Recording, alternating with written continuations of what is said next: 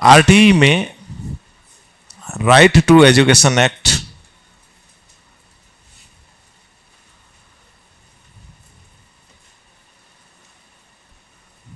2009 ये हम पढ़ रहे थे और इसमें हमने पढ़ लिया था असुविधाग्रस्त बालक तक। ओके ठीक है, एक प्रश्न में लिखा रहा हूँ, कॉपी कोई नहीं खोलेगा।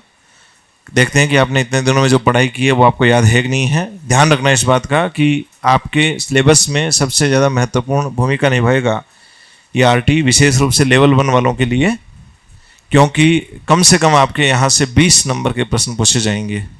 एक चैप्टर है, 20 नंबर आपके हाथ में, एक तरफ आपके मापन मूल्यांकन, यानी 35 नंबर का पार्ट ऐसा है जो हम करेंगे मिलके। 35 में से आराम से 30 नंबर लाए जा सकते हैं, 30 तो आराम से, 35 में से पूरे मतलब 36 होगा, 35 तो होगा नहीं, 36 में से 36 नंबर भी लाए जा सकते हैं, बशर्ते आपने थोड़ा सा ध्यान दिया। आरटी में तो कुछ बाहर जाएगा नहीं, मापन मूल्यांकन में थोड़ा लॉजिकली कुछ अलग पूछ सकता है, तो वो आपके चिंतन प्रक्रिया पर डिपेंड करता है। तो हम पूरी कोशिश करेंगे इस 36 में से 30 से नीचे कोई नहीं रहे, और उसके लिए हमें बहुत ज़्यादा मेहनत करनी होगी। रोज़ रोज़ इसको रिवाइज करना होगा। जब समय मिले तो आरटी को रिवाइज करना शुरू कर दो, जब समय मिले भाषा साहित्य वाले चैप्टर को रिवाइज करना शुरू कर दो, क्योंकि ये हैं इतने महत्वपूर्ण। इसको समझो आप, ये भाषा साहित्य, आरटीई, मापन मूल्यांकन आप निकालोगे, 5 चैप्टर्स आप बाहर निकाल लेना और मिला के वो आपके 300 में से 60 से 70 नंबर के हो जाएंगे। चेक करना चाहिए, 5 या 6 चैप्टर निकालने, वो 60-70 नंबर पूरे मुट्ठी में होने चाहिए। बाकी में हम बेसिक के बराबर रह जाएंगे तो सिलेक्शन कहीं नहीं जाएगा। 21,000 सीट्स हैं, इससे बड़ा मौका नहीं है। ठीक, इस राइट टू इंफॉर्मेशन एक्ट से, sorry, right to education act से आपका स्कूल लेक्चर का भी जो एग्जाम हुआ है, अभी अभी हुआ है, उसके बाद में शायद मेरी क्लास आपकी नहीं रही है, उस एग्जाम में प्रश्न बहुत आसान पूछे गए थे, और इतने आसान पूछे गए थे कि यदि हम 3 घंटे में उस पूरे आरटी को पढ़ें या 2 घंटे में भी पढ़ें इवन, तो भी वो पूरा हो सकता है। 3 घंटे में तो एटलीस्ट कोई भी क्वेश्चन उसमें ऐसा नहीं था जो बाहर जाए। तो अब आपके मन में ये विचार होगा कि सर फिर हम इतना क्यों पढ़ें? तो इसका कारण ये भी है कि वही स्कूल लेक्चर जो है उससे पहले जो भर्ती हुई थी उसमें ऐसे प्रश्न पूछे थे जो 10 घंटे पढ़ने से भी नहीं हो रहे थे आरटी को। अधीनस्थ सेवा चयन बोर्ड ने एक बार एक एग्ज़ाम लिया था पटवारी का या ग्राम सेवक का था शायद, वो उसमें आरएस के जो एग्ज़ाम दे रहे थे उनके भी छक्के छुट गए थे। वो अधीनस्थ सेवा चयन बोर्ड है। वनपाल का एग्ज़ाम हुआ अभी कल परसों, जो सबसे आसान होना चाहिए था, जो कुछ मायने में कहीं कहीं पे आसान था भी, लेकिन कहीं पे उसने धुएं निकाल दिए। जैसे करण जी के, उन्होंने सामने भी साइंस स्पेशली सामने मेरे हिसाब से जितनी भी मैगजीन चलती है उनको रखा, बोले इनमें से नहीं होना चाहिए, बाकी कहीं से पूछ लेंगे प्रश्न। इस अवधारणा के साथ उसने काम करना किया है, तो ऐसा संभावना बनती है कि आरटी एक्ट कोई बड़ा स्पेशलिस्ट आपके सामने आ गया वहाँ पेपर बनाने वाला, और जनरली वो ऐसे आते भी हैं और उनको ये शायद मेरे हिसाब से सुझाव दिए रखते हैं, कोई दिक्कत नहीं है, खाली रहेगी तो रह जाएगी हमारी सीटें। हमारे तो अभी कंप्यूटर में भी खाली रही थी, पीटीआई में भी पास हुए हैं, इसमें भी खाली रहेगी, कोई समस्या नहीं है। आप तो बनाओ पेपर। इस थ्योरी के साथ काम कर रही है अधीनस्थ सेवा चयन बोर्ड, और आरपीएससी ने इस बार ये माना होगा कि पेपर का लेवल थोड़ा सा नॉर्मल रखें ताकि 40% वाला जो क्राइटेरिया है उसको पास कर जाए। उस नॉर्मल के चक्कर में पेपर आसान हो गया था। आसान पेपर बहुत ज़्यादा अच्छा नहीं देता है, एक पढ़ने वाले स्टूडेंट के लिए आसान पेपर बहुत ज़्यादा अच्छा नहीं रहता है। संतुलित पेपर होना चाहिए, बहुत ज़्यादा टफ भी नहीं होना चाहिए। मापन के हम मूल्यांकन, अच्छे मूल्यांकन के गुण पढ़ेंगे, उसमें आएंगे। तो कोशिश की है इस बार वनपाल के एग्जाम में, सिलेबस मुझे नहीं पता वनपाल वन रक्षक का क्या था, लेकिन चूंकि आपसे करण जी के और ये सब चीज़ें मिली हुई है, और यही आदमी जो पेपर बना रहा है, इसी टीम में से कोई ना कोई आपके दोबारा से पेपर बनाने के लिए आएंगे, तो इनकी जो नब्ज है वो आपको पता रहनी चाहिए कि वो कैसे प्रश्न बनाते हैं। तो ये हम कोशिश कर रहे हैं 5-7 जितने भी पेपर्स हुए हैं अभी तक अधीनस्थ सेवा चयन बोर्ड के, कि किस प्रकार के प्रश्न पूछ रहे हैं, नए प्रश्न कितने पूछ रहे हैं, जो अभी तक हमारे जो ट्रेंड्स में जो क्वेश्चन चल रहे हैं उनसे यदि बच्चा तैयारी की तो कितने प्रतिशत तक मार्क्स वो ला सकता है, करंट जीके का रोल कैसे चेंज हो रहा है, इन तीनों चारों पांचों सिनेरियोज पे हम देख रहे हैं और आपके लिए वो मेहनत हम कर लेंगे। फिर भी आप पेपर देखा करें कि पेपर आ कैसा रहा है और मेरी तैयारी उसके अनुरूप जा कैसी रही है। ठीक है, बाकी चर्चा बाद में करेंगे। राइट टू एजुकेशन एक्ट को हम इसलिए विस्तार से ही पढ़ेंगे, 8-10 घंटे की क्लास ज़्यादा से ज़्यादा और रहेगी, और उसके बाद में जो आसान प्रश्न यदि आएगा तो वो तो किसी सूरत में आपका गलत नहीं होगा, दुख इतना ही होगा कि वो बाकी सबका भी सही होगा। और यदि पेपर थोड़ा सा ठीक बना दिया उसने तो यहाँ पे हम लीडिंग कंडीशंस में रहेंगे, उसके लिए हमें तैयार भी रहना चाहिए क्योंकि छोटा पार्ट है ये। चलिए प्रश्न लिखो, देखें पहले जो अब तक जो पढ़ा है उससे संबंधित एक प्रश्न लिखो। आरटी अधिनियम 2009 के संबंध में, आरटीई अधिनियम 2009 के संबंध में निम्नलिखित प्रावधानों पर विचार कीजिए। निम्नलिखित प्रावधानों पर विचार कीजिए।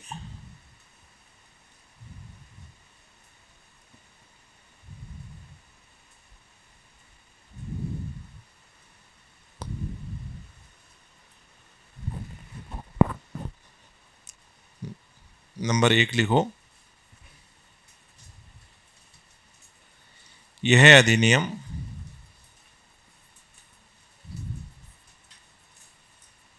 एक कथन लिखो, यह अधिनियम अधिनियमित होने, अधिनियमित होने की तिथि से लागू है, की तिथि से लागू है।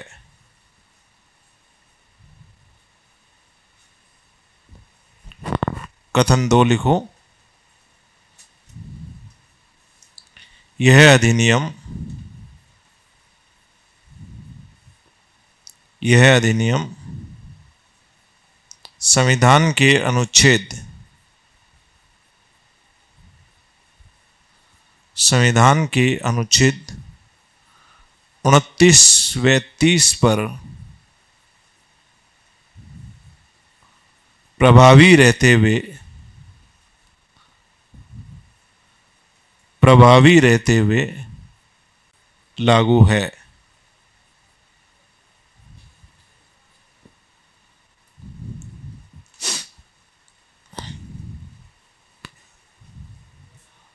लिख लिया? अब लिखो सत्यकूट है, सत्यकूट है। ऑप्शन ए, कोई बोलेगा नहीं, सिर्फ जवाब देंगे आप। ए लिखो केवल एक, बी लिखो केवल 2, सी लिखो 1 व 2, डी में न 1 व नहीं 2। मान लो उसको थोड़ा सा अच्छा प्रश्न पूछना है, ऐसा प्रश्न पूछा जा सकता है। आपने जब तक पढ़ा है उसके आधार पर थोड़ा सा विचार, मन में विचार कीजिए। जब मैं पूछूं तो हाथ खड़े करना, ऐसे हाथ खड़े मत करना, ऐसे ऐसे यूं, आपके साथी को पता चल जाएगा। कोशिश करो खुद से बताने की, मैं पूछूंगा तो बताना। कर लिया विचार सभी ने? आसान प्रश्न है। चलिए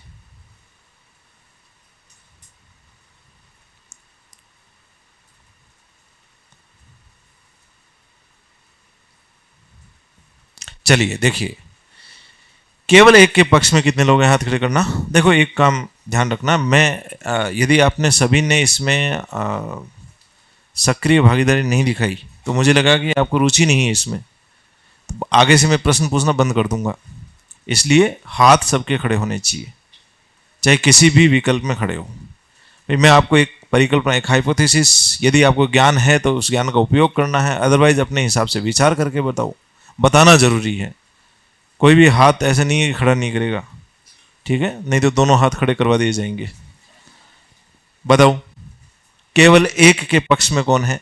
1 2 3 4 5 6 10, 10 से ज्यादा नहीं है। ओके, केवल 2 के पक्ष में भारी मात्रा में है, लगभग 50% केवल 2 के पक्ष में है। गुड। केवल 1 व 2 दोनों के पक्ष में कितने हैं? सत्य कथन 1 व 2 दोनों के पक्ष में भी 8 से 10% है। नहीं तो 1 और नहीं 2, बहुत कम संख्या है। 60% वो थे, कुछों के हाथ नहीं खड़े हुए फिर भी। अब देखिए क्या होगा आंसर इसका। अधिकतम की राय सही है? अरे सही है क्या? आंसर इसका होगा नहीं तो 1 और नहीं 2। अब समझो इसको, जो मैंने पढ़ाया था उसको ध्यान से समझो। सामने ध्यान। अब मैंने वहां पे 2 बात बताई थी आपको कि यह अधिनियम कब से लागू होगा।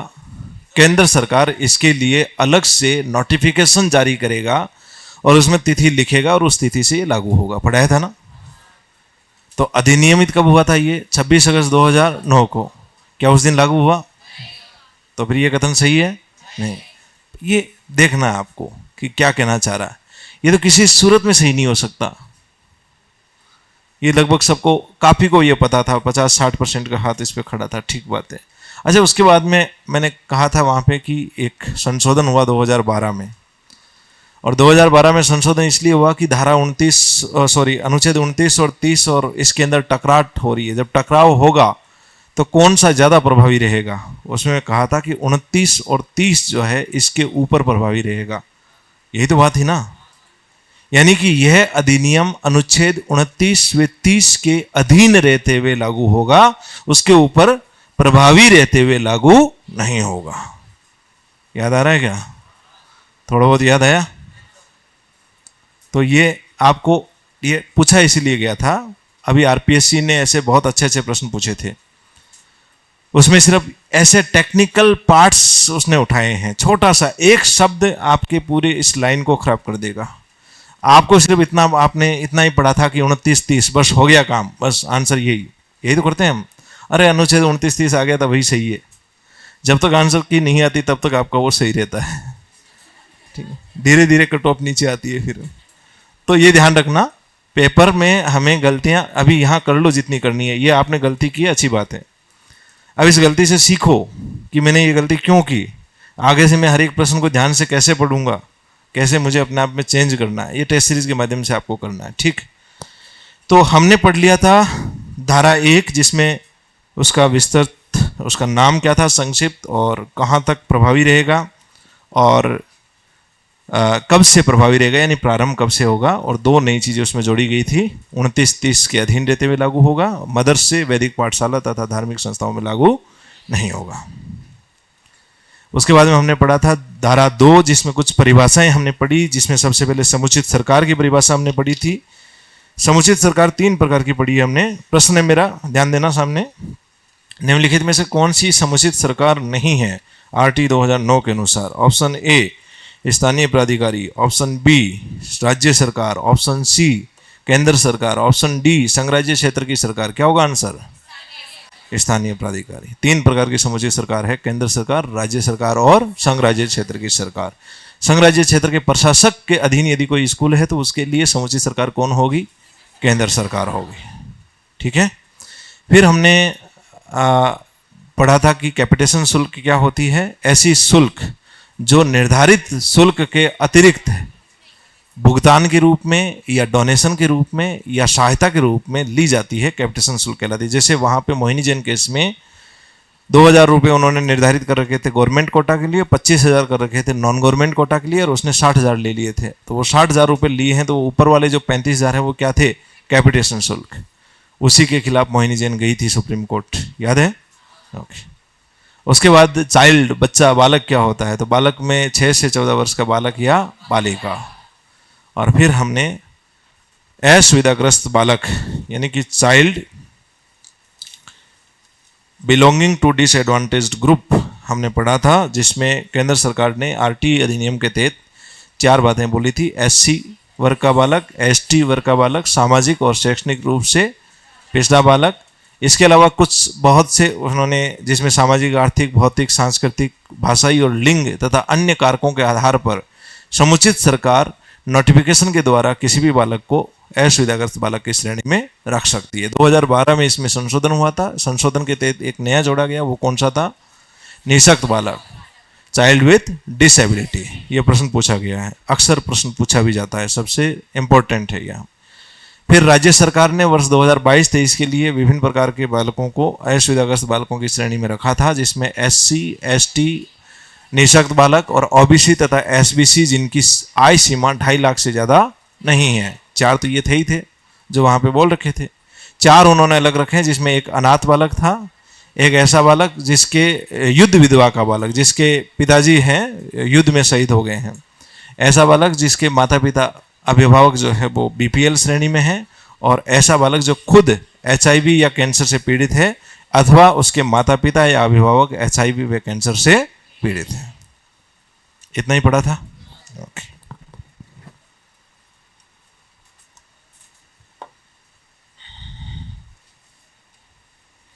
चलिए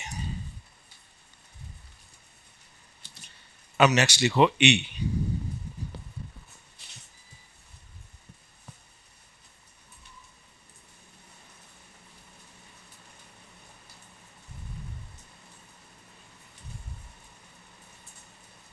दुर्बल वर्ग का बालक।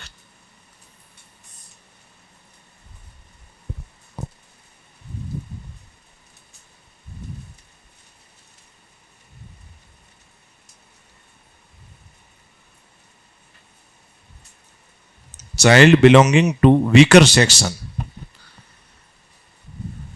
वीकर सेक्शन,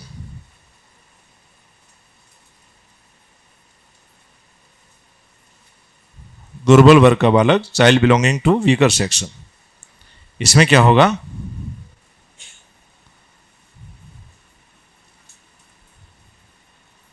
समुचित सरकार द्वारा निर्धारित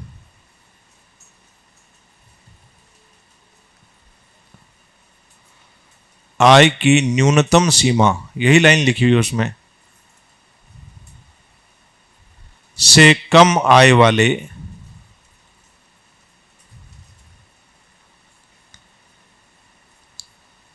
अभिभावक या संरक्षक के बालक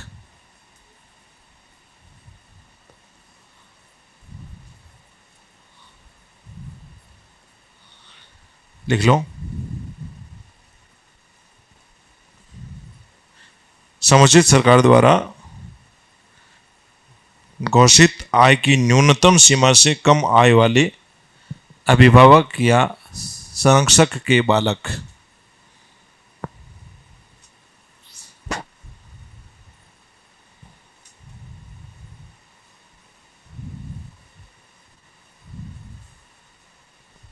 समझ गए इसको? यानी कि एप्रोप्रिएट गवर्नमेंट, जो भी जिस स्कूल की जो एप्रोप्रिएट गवर्नमेंट है, राज्य सरकार, केंद्र सरकार या संघ राज्य क्षेत्र की सरकार, वो निर्धारित करेगी कि इस आय से नीचे वाले जो भी हैं वो सब वीकर सेक्शन के बालक होंगे। राजस्थान सरकार ने क्या कर रखा है? लिखो नोट। राजस्थान सरकार ने आय की सीमा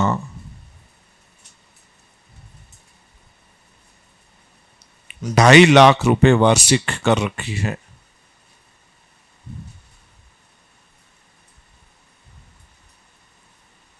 ₹2.5 लाख वार्षिक कर रखी है।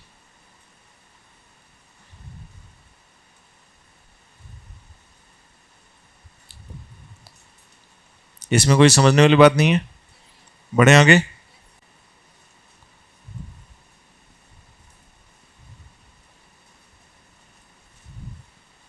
नेक्स्ट, ये देखो, ये ABCDE वगैरह मैं जो लिखा रहा हूं, ये ऐसे ही लिखा है आपने या फिर 1 2 3 4 लिख दिया? वैसे ही लिखा। यदि मैं कुछ बीच में छोड़ूंगा तो उसको आप कंटिन्यू में मत करना। ये ABCDEF एक्चुअल में सब सेक्शंस हैं, इसके सब क्लॉजेज हैं। कभी नहीं पूछेंगे ऐसा क्वेश्चन, लेकिन कुछ महत्वपूर्ण यदि है, जैसे समुचित सरकार इंपॉर्टेंट है, तो समुचित सरकार परिभाषित कहां पे है? 2A। कौन सी धारा होगी? 2A में होगी। यदि आपसे पूछे कैपिटेशन शुल्क कहाँ पे है, तो क्या होगा, टू बी। इतना पूछेंगे नहीं, लेकिन बाई चांस, इसलिए एक क्रम है, थोड़ा सा ध्यान रखना। एक समुचित सरकार पूछ सकता है, एक विद्यालय पूछ सकता है, इससे ज्यादा नहीं। अगला लिखो, एफ में लिखो, प्रारंभिक शिक्षा। प्रारंभिक शिक्षा, एलिमेंट्री एजुकेशन। प्रारंभिक शिक्षा या एलिमेंट्री एजुकेशन। हेलो क्लास में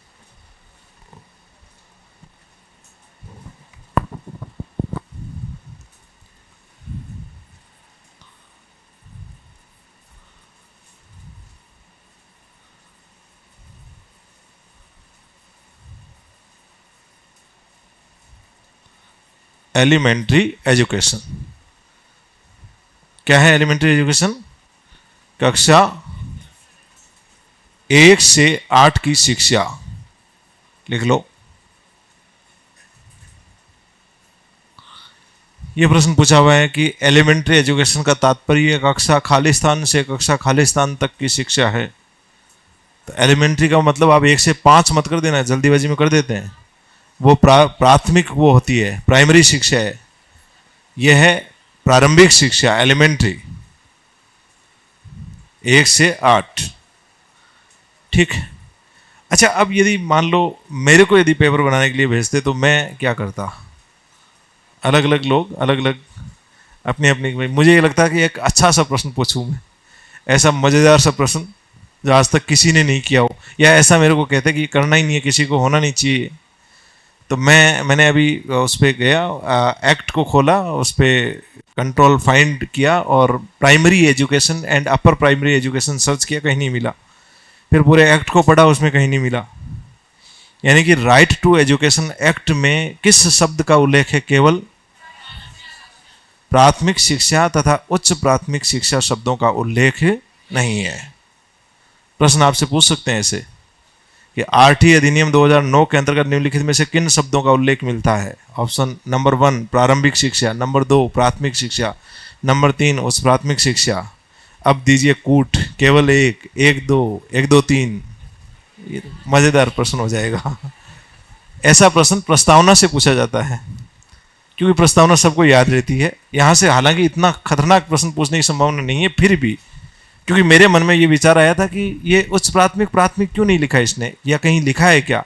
फिर विचार देखा, कहीं नहीं मिला, तो मन में प्रश्न बनाने की इच्छा हो गई और बना दिया। ऐसा कभी भी हो सकता है। ओके, अगला लिखो। जी सर, सर जी क्लास में था सर, क्लास में था, अर्जेंट है या क्लास से फ्री होकर करूं? जी जी ओके। नेक्स्ट है, जी मत लिखो, जी जरूरी नहीं है। संरक्षक के बारे में एच लिखो, स्थानीय प्राधिकारी।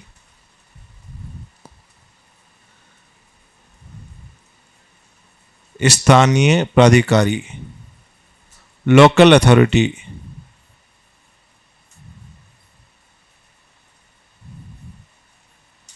लोकल अथॉरिटी,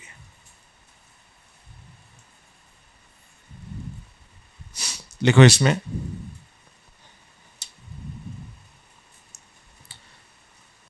नगर निगम या नगर परिषद या जिला परिषद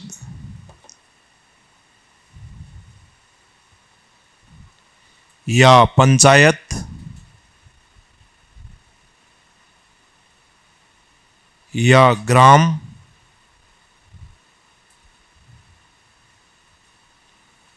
या नगर या शहर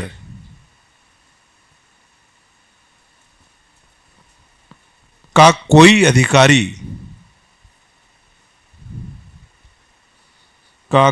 अधिकारी या संस्था जिसे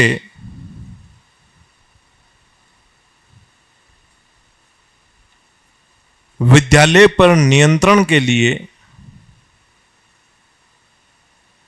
विद्यालय पर नियंत्रण के लिए कानून के अंतर्गत प्राधिकृत किया गया है। कानून के अंतर्गत प्राधिकृत किया गया है। मैं समझ गई इसको? मतलब नगर परिषद, जिला परिषद, ग्राम पंचायत, ग्राम, नगर, शहर का कोई भी संस्था या कोई भी व्यक्ति, अधिकारी जिसको एप्रोप्रिएट गवर्नमेंट ने कानून के तहत प्राधिकृत किया है उस स्कूल के ऊपर नियंत्रण करने के लिए, उसकी कंट्रोलिंग के लिए, उसकी मॉनिटरिंग के लिए, तो उसके भी कुछ कर्तव्य बनेंगे आगे। क्योंकि एप्रोप्रिएट गवर्नमेंट कहाँ कहाँ देखेगी स्कूल्स को, तो उसके लिए उसने अलग अलग जगह के ऊपर कुछ लोकल अथॉरिटीज बना दी है जो स्कूल का नियंत्रण करेगी। क्लियर है? ओके, नेक्स्ट लिखो। लिखो ओ एन, स्कूल, विद्यालय।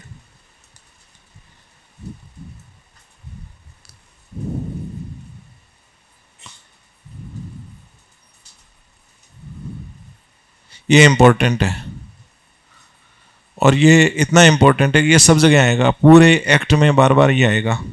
तो ये 4 प्रकार के विद्यालय इसके अंदर बताए गए हैं। चारों प्रकार के विद्यालय आपको पता रहने चाहिए कि क्या है। एन के अंदर पहला प्रोविजन है N1। तो देखो ये ऐसे आएगा बार बार आपके 2N1 में वर्णित विद्यालय।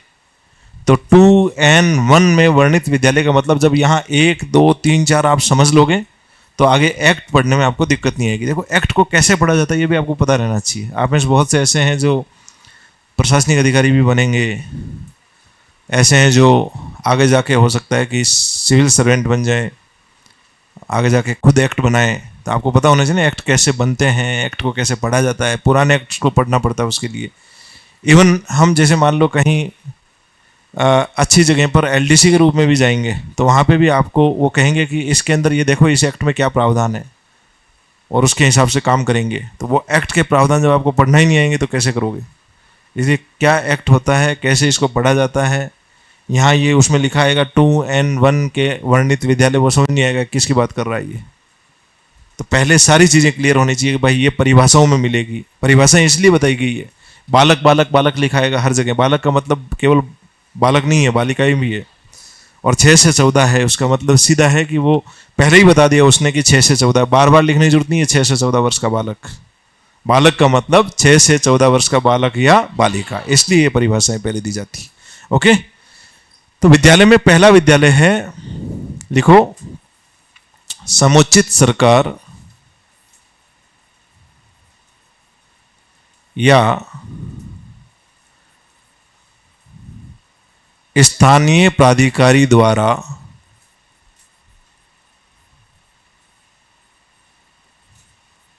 नियंत्रित स्वामित्वाधीन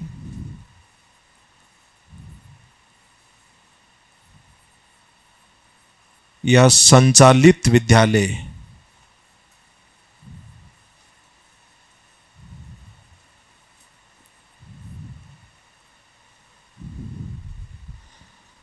N1 के अंदर है समुचित सरकार या स्थानीय प्राधिकारी द्वारा नियंत्रित स्वामित्वाधीन या संचालित विद्यालय। समझ गए इस बात को? समुचित सरकार क्या है हमने पढ़ लिया, स्थानीय प्राधिकारी क्या है ये भी हमने पढ़ लिया। इनके अधीन कोई भी है, सीधे इनके नियंत्रण में है या इनके स्वामित्व में है या इनके द्वारा संचालित किया जा रहा है, ऐसे विद्यालयों को सामान्यतः हम क्या बोलते हैं, अपनी आम भाषा में क्या बोलते हैं? सरकारी विद्यालय। क्या बोलेंगे? गवर्नमेंट स्कूल अमूमन। ओके, ठीक। नंबर 2 लिखो,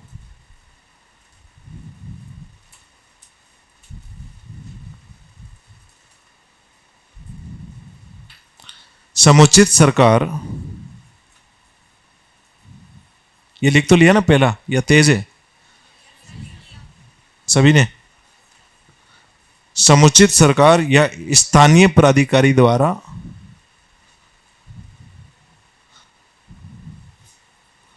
समुचित सरकार या स्थानीय प्राधिकारी द्वारा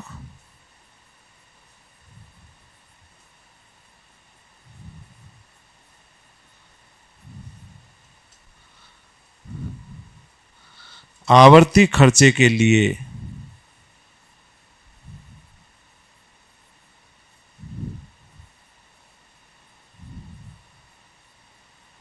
अंशतः या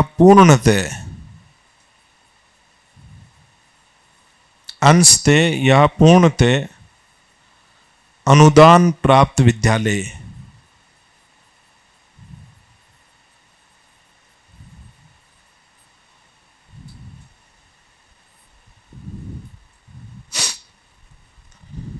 इसको समझना। टेक्निकली समझा देता हूँ ये क्या है। जैसे आप कहोगे कि सर एक स्कूल है, उसको मान लो सरकार ने भूमि अलॉट कर दी, लैंड अलॉट कर दी, ओके। लैंड अलॉटमेंट के बाद में उसने करवा ली, सस्ते में लैंड अलॉट पहले हो जाती थी, आज से मतलब अभी भी होती है, लेकिन पहले तो बहुत होती थी, 2-2 रुपये में, 5-5 रुपये में, 5 रुपये, 10 रुपये, 1000 रुपये, 15 इतने में लैंड अलॉट हो जाती थी। वो कर करा के उसके ऊपर स्कूल बनाते थे, स्कूल चलाते हैं। अब वो स्कूल चला रहा है आज आदमी, आज से 15 साल पहले उसको लैंड अलॉट हो रखी है, स्कूल चला रहा है। उसमें स्कूल में जितने भी खर्चे उसके लग रहे हैं वो खुद ही दे रहा है। प्राइवेट स्कूल है, मान लो प्राइवेट मतलब जो भी स्कूल जिसको सरकार ने भूमि दी थी, समझ रहे हैं। अभी वो स्कूल उसके अंदर जो भी इनोवेशंस कर रहा है, बोर्ड लेके आ रहा है, बच्चों को पढ़ाने के लिए पेंसिल, पेन, जो भी उसका खर्चा और भी लगता है, बहुत सी चीज़ों का खर्चा लगता है, वो खुद भर रहा है। तो क्या वो स्कूल अनुदानित स्कूलों की श्रेणी में आएगी? आएगी? वो नहीं आएगी। इसके लिए इंपॉर्टेंट टर्म क्या है? आवर्ती खर्चे, रिकरिंग एक्सपेंडिचर।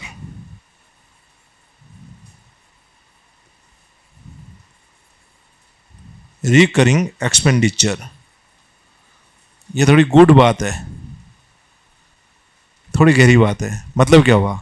आवर्ती खर्चे का मतलब एक खर्चा होता है स्थायी, फिक्स कैपिटल, और एक होता है क्रियाशील पूंजी, उसको बोलते हैं टेक्निकली, यहाँ पे वो बोलते हैं आवर्ती खर्चा।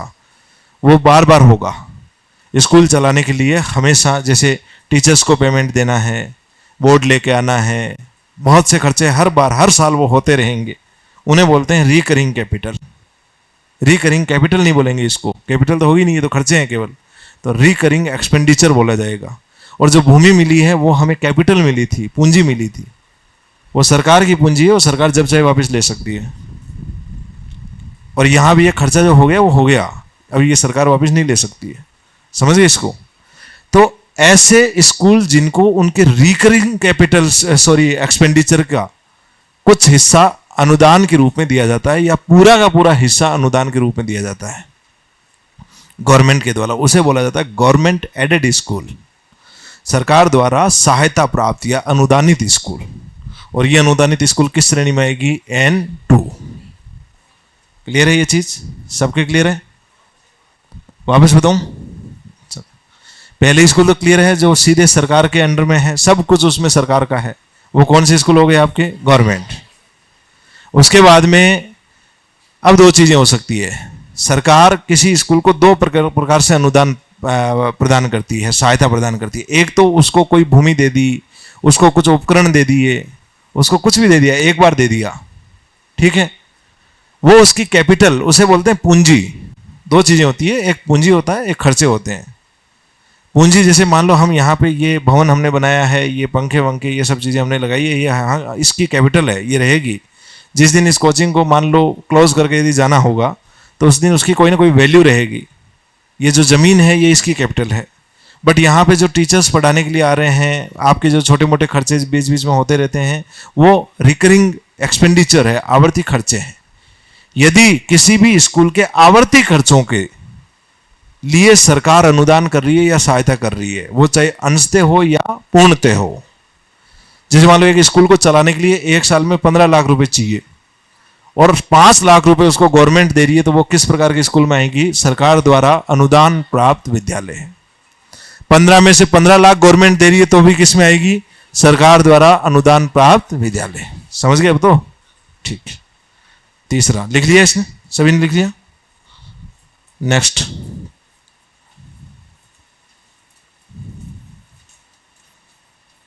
खास श्रेणी का विद्यालय। खास श्रेणी तो हमने ही लिखा है, इसका हिंदी नाम है विनिर्दिष्ट प्रवर्ग।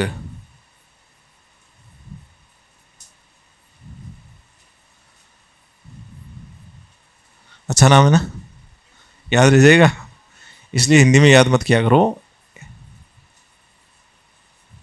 स्पेशलाइज्ड कैटेगरी स्कूल, खास श्रेणी का स्कूल, स्पेशलाइज्ड कैटेगरी का स्कूल।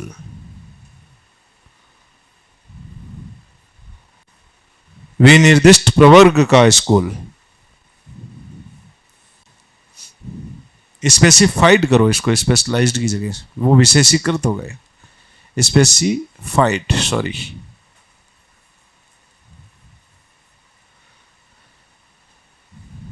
स्पेसिफाइड कैटेगरी का स्कूल, ये कौन से होते हैं पढ़ेंगे अभी, इसमें आगे परिभाषा दे रखी इसकी।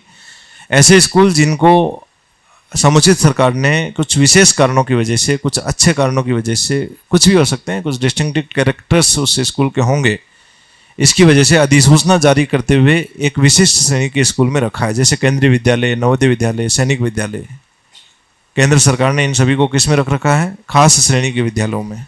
तो ये सरकारी विद्यालय की श्रेणी में नहीं आते हैं। केंद्रीय विद्यालय, आगे लिखाऊंगा मैं, अभी मत लिखना।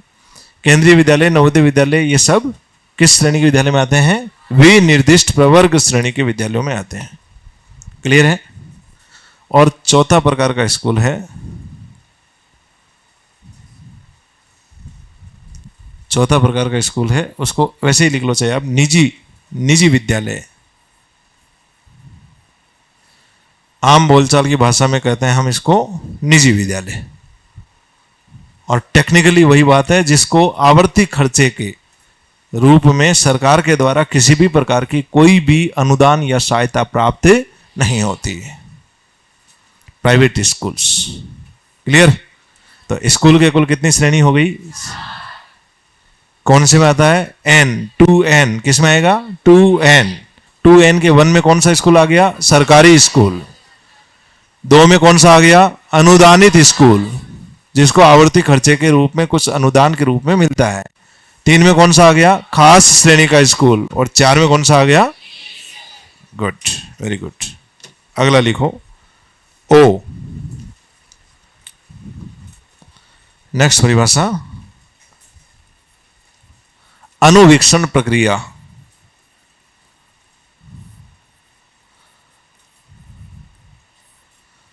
अनुवीक्षण प्रक्रिया, इंग्लिश बहुत जरूरी है। स्क्रीनिंग प्रोसेस, आप ही में से पूछूंगा अभी।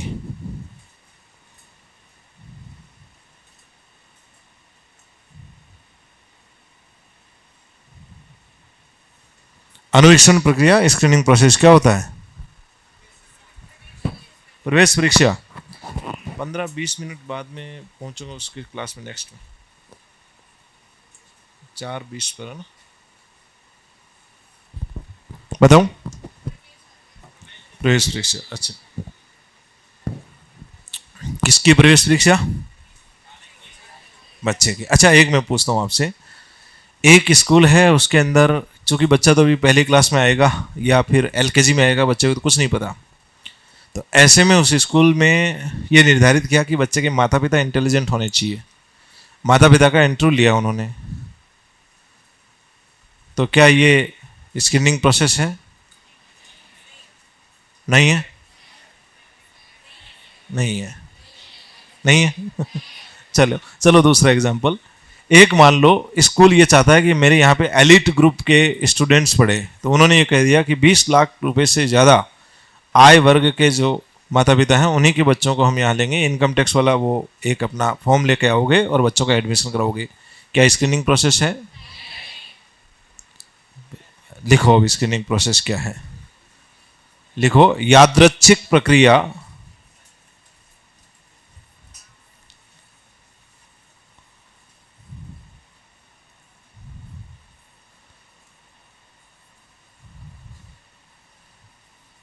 यादृच्छिक प्रक्रिया रैंडम मेथड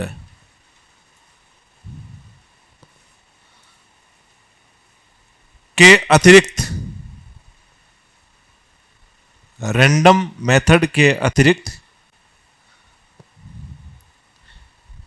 किसी अन्य बालक पर,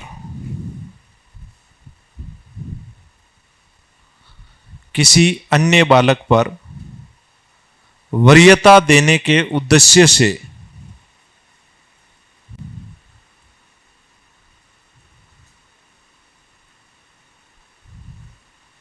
वरीयता देने के उद्देश्य से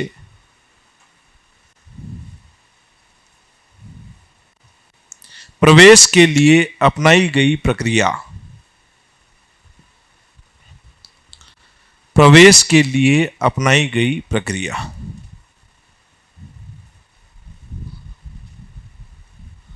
अब बताओ, देखिए वो जो मैंने पहले कहा था वो है या नहीं है? है ना। केवल रैंडम मेथड से यदि आप किसी को प्रवेश ले रहे हैं, जैसे 100 बच्चे हैं, समझो इसको, 100 बच्चों में से मुझे किसी 20 बच्चों को लेना है क्योंकि मेरे यहाँ पे 20 सीट खाली है। ये दिक्कत आती है, ये दिक्कत दिल्ली में आती है, ये दिक्कत जयपुर में आती है। यहाँ तो आराम से भाग भाग के आओ आओ, हम गाड़ी भेज देंगे, हम ये भेज देंगे, घोड़े भेज देंगे, आप तो बच्चों को भेजो। लेकिन वहाँ पे एडमिशन नहीं होते हैं प्राइवेट स्कूल्स में, इवन गवर्नमेंट स्कूल्स में, केवीएस वगैरह में एडमिशन्स नहीं होते हैं। तो इसमें क्या था कि उन्होंने ये कहा कि सुप्रीम कोर्ट के भी डिसीजंस उसके बाद में बहुत सारे आए हैं, उस पर भी चर्चा करेंगे। आरटीई में ये कर दिया कि उन 100 बच्चों में से 20 बच्चों को लेना है, तो उनको लेने का एक, क्योंकि वरीयता दे रहे हैं ना 20 बच्चों को, बाकी 80 बच्चों के ऊपर वरीयता दे रहे हैं। वरीयता देने के उद्देश्य से, ये भी ध्यान रखना, स्क्रीनिंग प्रोसेस का मतलब ये है, वरीयता उसके ऊपर दे रहे हैं। वरीयता देने के लिए अब उनको लेने का एकमात्र तरीका रैंडम मेथड होना चाहिए, यानी कि कोई 20 बच्चों को लेना है। और वो कैसे हो सकता है? लॉटरी, लॉटरी निकालेंगे, लॉटरी में जिन 20 बच्चों का नाम आएगा उनको हम ले लेंगे। अपने आप में लॉटरी भी तो एक प्रवेश परीक्षा ही हो गई, देखा जाए तो प्रवेश के लिए एक लॉटरी की परीक्षा है, वो किसकी भाग्य की परीक्षा हो गई उसकी। तो ये जो प्रवेश परीक्षा शब्द टेक्निकली गलत है जो आप काम में लेते हो। रैंडम मेथड के अतिरिक्त अपनाई गई कोई भी अन्य प्रक्रिया जो दूसरे बच्चे के ऊपर वरीयता देने के लिए, प्रवेश के लिए अपनाई जाती है, क्या कहलाती है? अनुवीक्षण प्रक्रिया या स्क्रीनिंग प्रोसेस। इसके लिए आप लिख सकते हैं कि प्रवेश के लिए बच्चों की ली गई परीक्षा, एग्जाम्पल के रूप में माता पिता का लिया गया इंटरव्यू। ठीक है,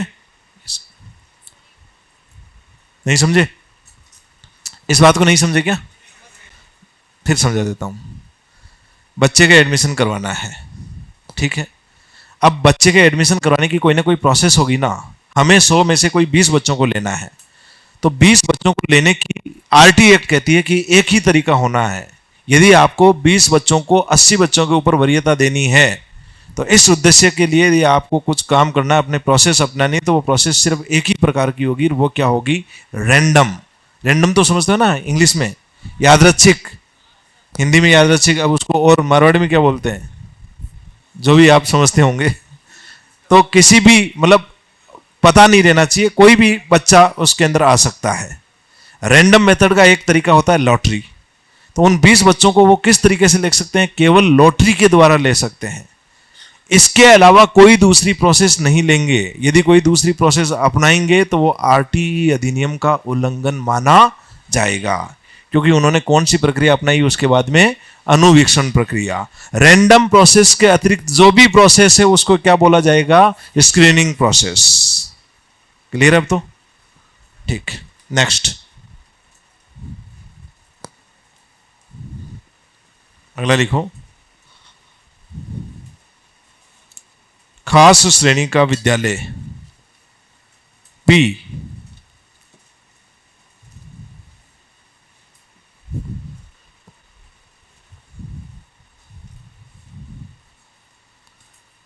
खास श्रेणी या विनिर्दिष्ट प्रवर्ग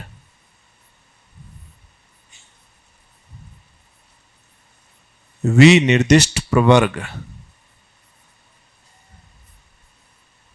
का विद्यालय, स्पेसिफाइड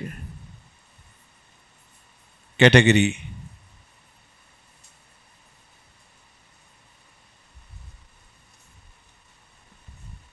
स्पेसिफाइड कैटेगरी का स्कूल। लिखो इसमें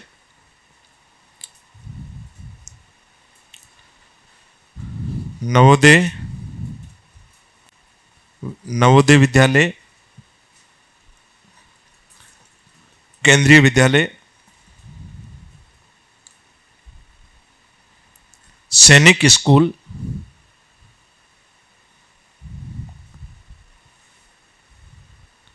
या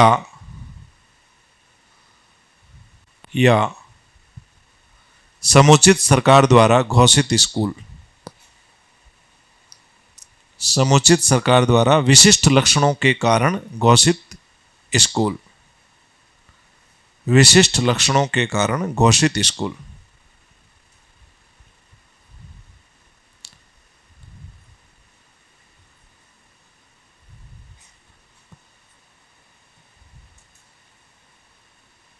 ओके, ये आपकी परिभाषाएं होगी पूरी।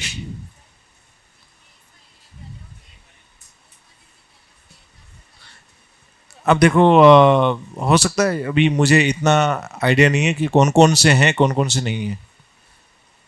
राज्य सरकार के द्वारा कौन कौन से ऐसे हैं जिनको खास श्रेणी में रखा गया है, तो देख लेंगे, एक बार पता कर लेंगे, ऐसा कुछ होगा तो।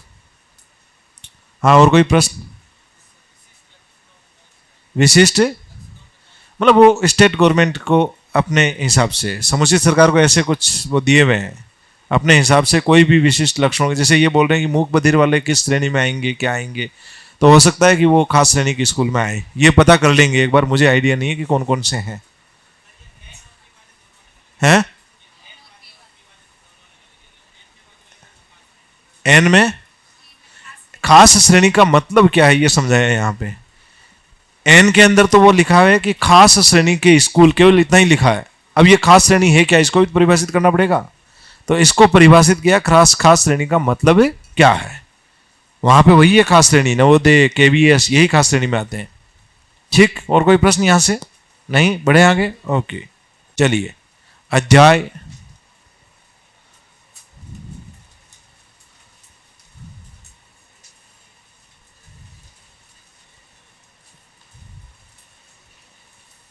चैप्टर 2 अध्याय 2।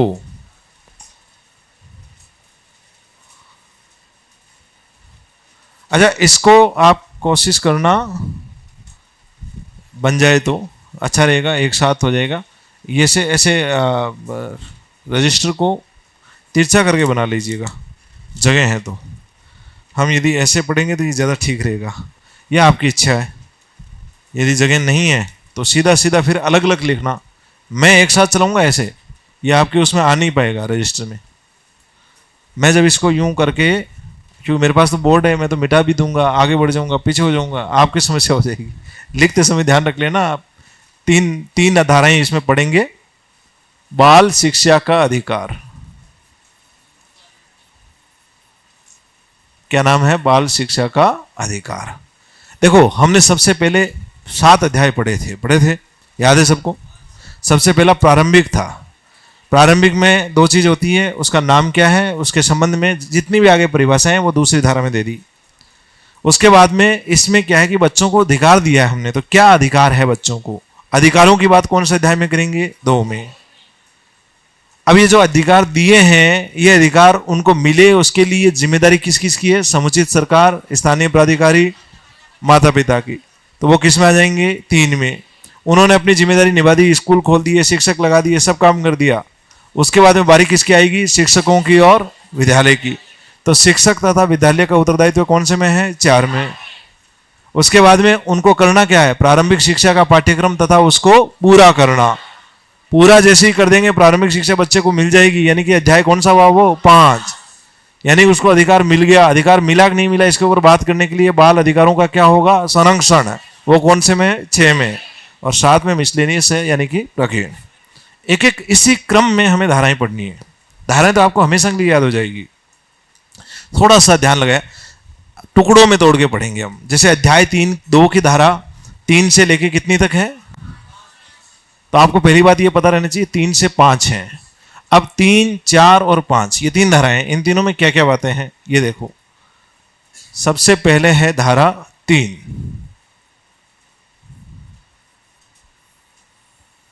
ये तो एटलीस्ट बनाई लो, उसके बाद में अलग अलग लिख लेना। फिर है धारा 4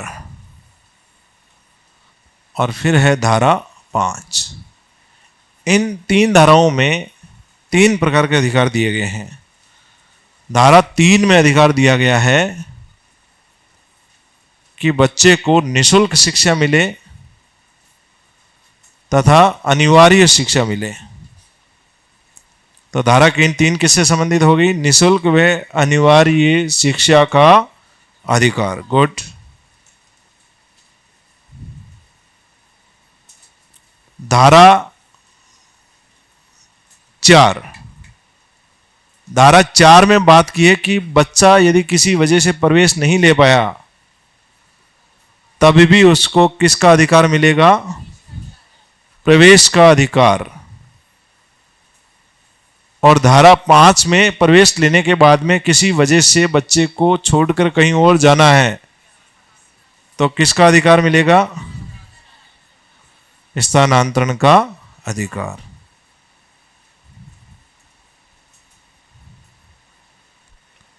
ये उस गैस सिलेंडर स्कीम की तरह नहीं है कि एक ही बार मिलेगा, उसके बाद में अपनी हिसाब से भरो आप। इसमें सारे अधिकार बच्चे को दिए हैं कि पहली क्लास में जब उसका एडमिशन होगा वहां से लेकर जब तक उसकी प्रारंभिक शिक्षा पूरी नहीं होगी वहां तक उसके लिए सारे अधिकार सुरक्षित किए गए हैं।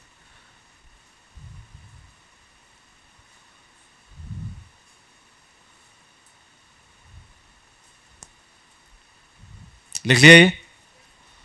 बस ये अब अपने आप याद हो जाएंगे आपको। 3, 4 और 5। पहले तो उसको निःशुल्क और अनिवार्य शिक्षा मिले, उसकी बात होगी। फिर ये मिलेंगे तो कहीं जाएगा तो उसको क्या होगा? प्रवेश। प्रवेश होने के बाद संभावना बनती है किसी वजह से कहीं और जाए तो क्या होना चाहिए? स्थानांतरण। 3 प्रकार के अधिकारों की बात करता है अध्याय 2। लिख लिया सभी ने? आगे बढ़े? ओके। सबसे पहले लिखो धारा 3।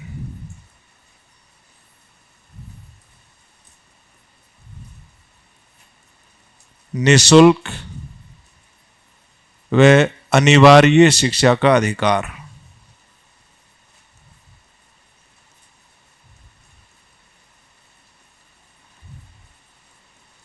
निःशुल्क व अनिवार्य शिक्षा का अधिकार क्या है ये? धारा 3 क्या बात करती है, समझो इसको।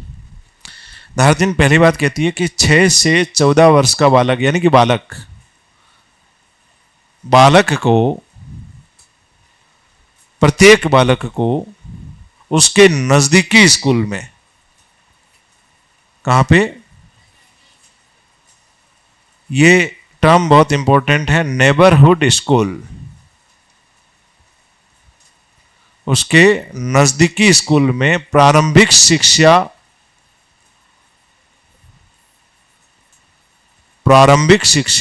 पूरी करने का अधिकार होगा। यानी निःशुल्क व अनिवार्य रूप से उसको प्रारंभिक शिक्षा उसके नजदीकी स्कूल में मिलनी चाहिए। यह बात कौन सी बोलती है? धारा 3।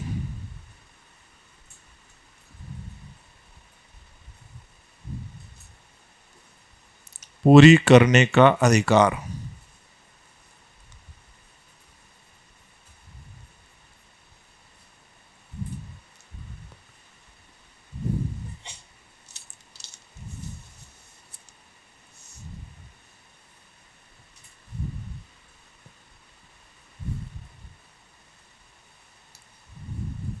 ठीक है, पहली बात होगी।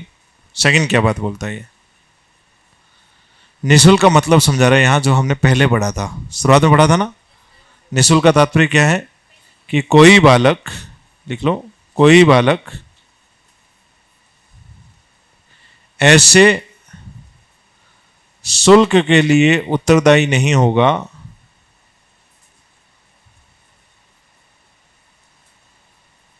ऐसे शुल्क के लिए उत्तरदायी नहीं होगा जो उसे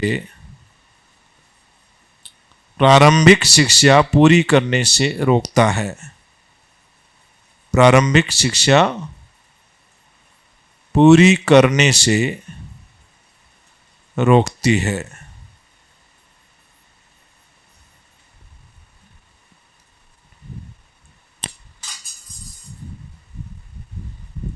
बच्चे को अधिकार होगा कि वो निःशुल्क और अनिवार्य शिक्षा प्राप्त करे। कब तक? जब तक उसकी प्रारंभिक शिक्षा पूरी नहीं हो जाए। कहां पे करेगा? नजदीकी स्कूल, नेबरहुड स्कूल में। क्लियर है?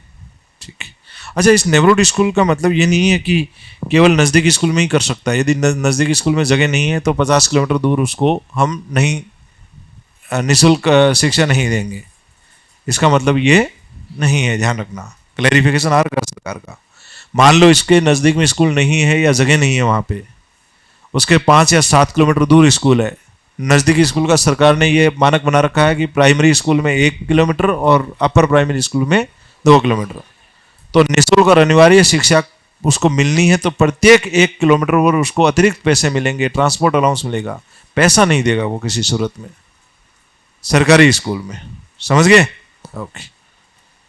और अंतिम बात इसमें और है, तीसरी बात, वो बड़ी इंपॉर्टेंट है, वो लिखो, इंपॉर्टेंट भी है। मल्टीपल डिसेबिलिटी, या हिंदी में लिखो तो बहुनिशक्तता। मैं अगले पेज पे लिख लेता हूं। बहुनिशक्तता मल्टीपल डिसएबिलिटी या गंभीर निशक्तता। निशक्त बालक की बात पढ़ी थी ना हमने।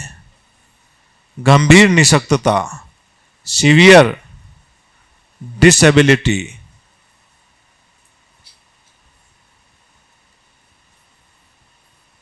वाले बालक को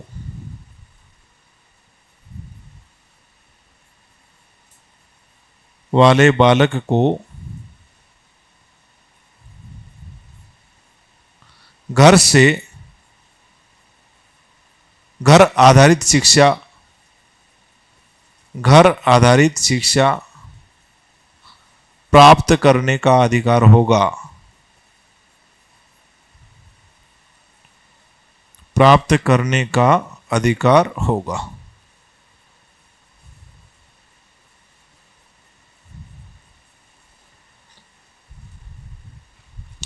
यदि कोई बच्चा मल्टीपली डिसेबल है या फिर सीवियर गंभीर रूप से डिसेबल है तो उसके लिए प्रावधान होगा कि वो घर आधारित शिक्षा प्राप्त कर सके। यदि मान लो ऑनलाइन एजुकेशन नहीं मिल सकती है तो उसके वहाँ के जो संबंधित स्कूल है उसके आसपास के प्रधानाध्यापक और उसके जो टीचर्स हैं उनकी जिम्मेदारी रहेगी कि उस बच्चे की भी प्रारंभिक शिक्षा स्कूल के माध्यम से घर जा जाके पूरी की जाए। समझ गए? आजकल तो बहुत से अलग अलग जो नवाचार हो गए, इस वजह से थोड़ा सा आसान हो गया, लेकिन फिर भी जब ये एक्ट आया था उस समय ये हमसे ये अपेक्षा की गई थी या एक स्कूल से ये अपेक्षा की गई थी। क्लियर है? अच्छा, ये जो है ये कब जोड़ा गया था? कौन से संशोधन में जोड़ा? कौन से में जोड़ा है? 2012 में। लिख लो कोष्टक में। 2012 में कौन कौन से जोड़े? याद रहने चाहिए ना आपको यार। 1, 2, 3, 21, 22, 25। अब जब 1 में क्या जोड़ा है? अरे 1 में क्या जोड़ा है 2012 में? उपधारा 4 और उपधारा 5। याद नहीं है? 2 में क्या जोड़ा है? ये तो पूछेंगे पक्का प्रश्न 2 वाला, तो यही जोड़ा है, निःशक्त बालक जोड़ा है ना। असुविधाग्रस्त बालकों के समूह में किसको जोड़ा था? निःशक्त बालक को। और 3 में जब निःशक्त बालक 2 में जोड़ा है तो 3 में भी निःशक्त बालक की बात की है कि ये बालक आ नहीं सकता तो उसको घर आधारित शिक्षा मिलनी चाहिए। लिख लो कोष्टक में। वर्ष 2012 के संशोधन से जोड़ा गया। वर्ष 2012 के संशोधन से जोड़ा गया।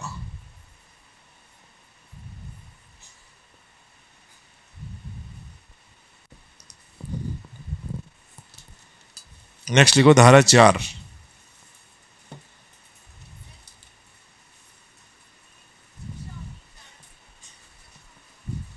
प्रारंभिक ही है, प्रारंभिक की बात कर रहा है बार बार सब जगह।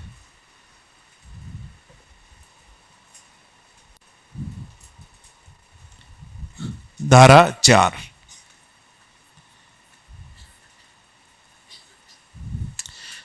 लिखो प्रवेश नहीं लेने वाले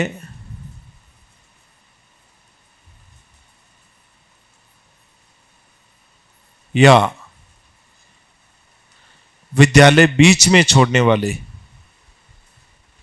प्रवेश नहीं लेने वाले या प्रारंभिक शिक्षा पूरी नहीं करने वाले, लिखो इसको आगे।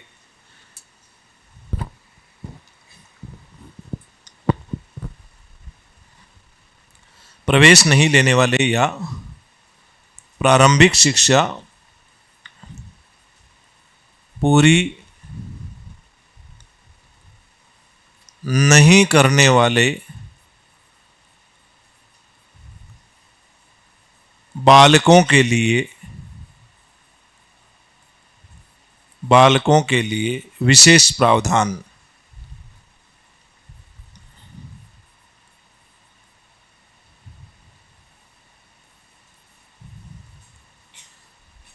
विशेष प्रावधान, ठीक है।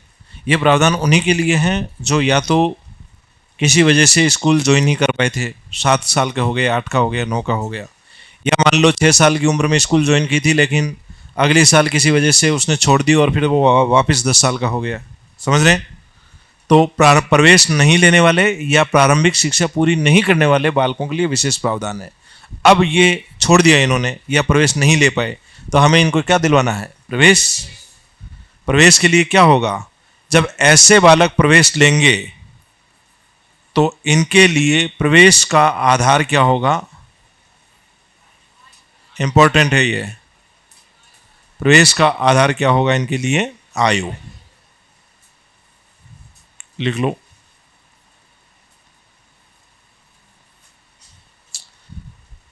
बच्चों को, बालकों को आयु के आधार पर प्रवेश दिया जाएगा।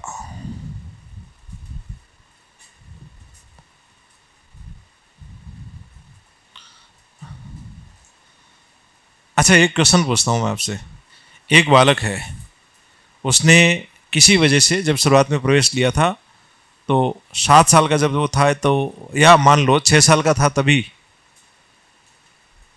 उसने कहीं एक क्लास में प्रवेश ले लिया, पहली क्लास में, फिर वो 5वीं क्लास में आया। 5वीं क्लास तक आते आते उसकी उम्र क्या हो गई? 10 साल हो गई। 5वीं क्लास में किसी वजह से वो पास नहीं हो पाया, क्योंकि अब रोकने का प्रावधान वापस कर दिया है सरकार ने, मान लो ऐसा प्रावधान कर रखा है। 1 साल रुक गया, फिर वो दूसरी साल रुक गया, वो कितने साल का हो गया? 12 का हो गया। 12 साल होने के बाद वो पास हो गया, फिर वो 13 साल की उम्र में 6वीं क्लास में पहुंच गया। फिर वो उस स्कूल को छोड़ के किसी दूसरी स्कूल में जा रहा है, और जब वो जा रहा है तो वो 14 साल का है। तो वो उस स्कूल में क्या उसको आयु के आधार पर प्रवेश दिया जाएगा? दिया जाएगा।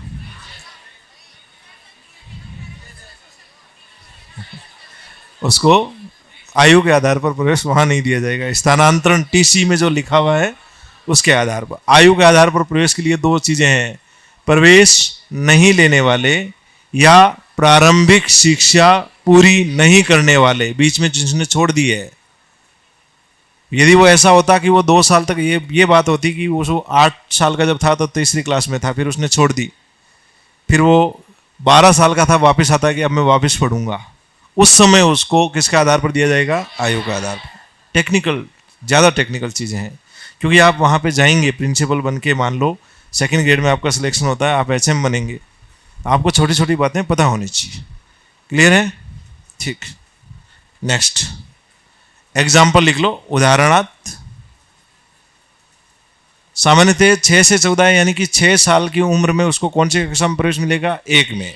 वो बात अलग है, राजस्थान में हम पढ़ेंगे 5 वर्ष कर रखा है 1 साल के लिए, पहली क्लास के लिए, या प्रवेश उम्र 5 वर्ष कर रखी है, उसको आगे पढ़ेंगे अभी हम। RT अधिनियम के अनुसार आपको पूछा जाएगा। तो 6 का मतलब क्या हुआ? 1। 7 का मतलब 2। तो 8 वर्ष का यदि बच्चा हुआ है तो कौन सी कक्षा में प्रवेश मिलेगा? 3। 9 वर्ष का है तो 4वीं में, 10 का है तो 5वीं में। ये प्रश्न पूछा हुआ है स्कूल लेक्चर में।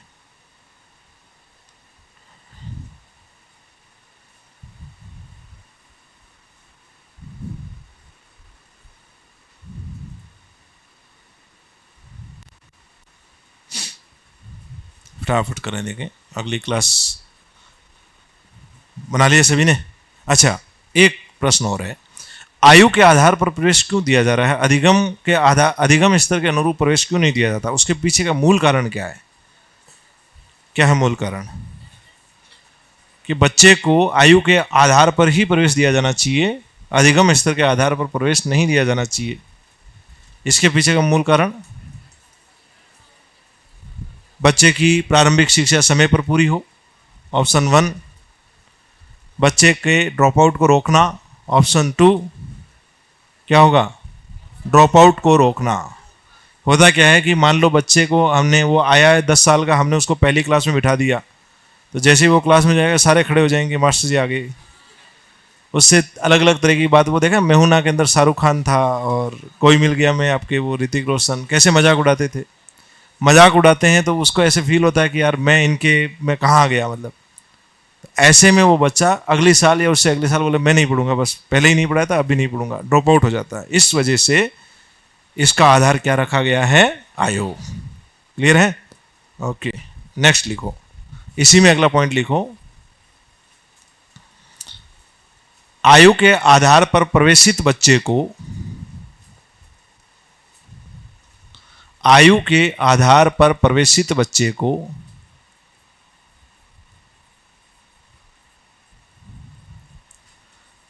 अन्य बालकों के समान अधिगम स्तर पर लाने के लिए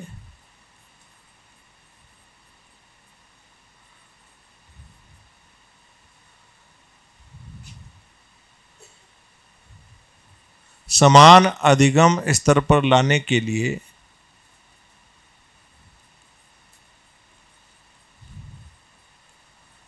विशेष प्रशिक्षण, स्पेशल ट्रेनिंग, विशेष प्रशिक्षण प्राप्त करने का अधिकार होगा।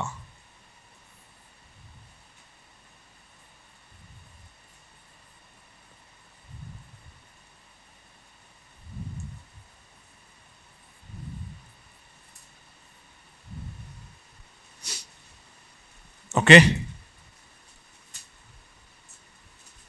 अब मान लो बच्चे को आपने 10 साल का है और 5वीं क्लास में बिठा दिया, लेकिन उसका लेवल, लर्निंग लेवल वो नहीं है, तो उसके लिए स्पेशल ट्रेनिंग सेशंस रखे जाएंगे। जो भी एप्रोप्रिएट गवर्नमेंट एक अपने जो प्रेस्क्राइब्ड प्रोसेस उन्होंने अपना रखी है, उसको उनको आगे पढ़ेंगे हम नियमावली वगैरह में।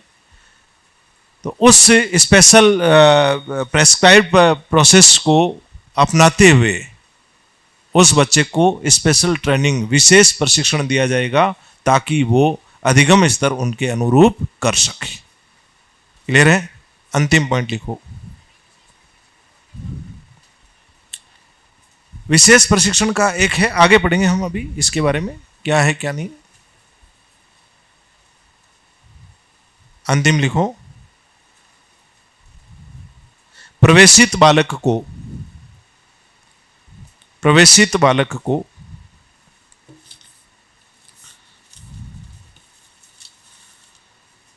14 वर्ष की आयु पूरी होने के पश्चात भी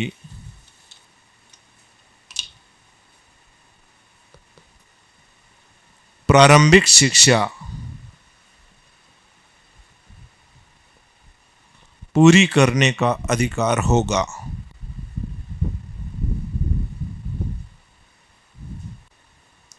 मतलब समझेगा इसका? मान लो कोई बच्चा 12 साल की उम्र में आ रहा है या 10 साल की उम्र में आया है और वो कह रहा है कि नहीं मैं तो पहली क्लास से ही पढ़ूंगा, तो इसका मतलब ये नहीं है कि हमने सिर्फ 6 से 14 साल के बच्चों को शिक्षा का अधिकार दे रखा है। उसका यदि प्रवेश 6 से 14 के बीच में कहीं भी हो गया है तो जब तक प्रारंभिक शिक्षा पूरी नहीं होगी तब तक उसको निःशुल्क और अनिवार्य शिक्षा प्रदान की जाएगी। चाहे उसकी 20 साल की उम्र में जाके 8वीं क्लास पूरी हो रही हो, तब तक उसको आप निष्कासित नहीं कर सकते। देखो, रोकने का प्रावधान तो वापस से ले आए हैं, लेकिन निष्कासित करने का प्रावधान अभी भी। किसी भी सूरत में उसको निष्कासित नहीं कर सकती। क्लियर है ये? बाकी पढ़ेंगे कल।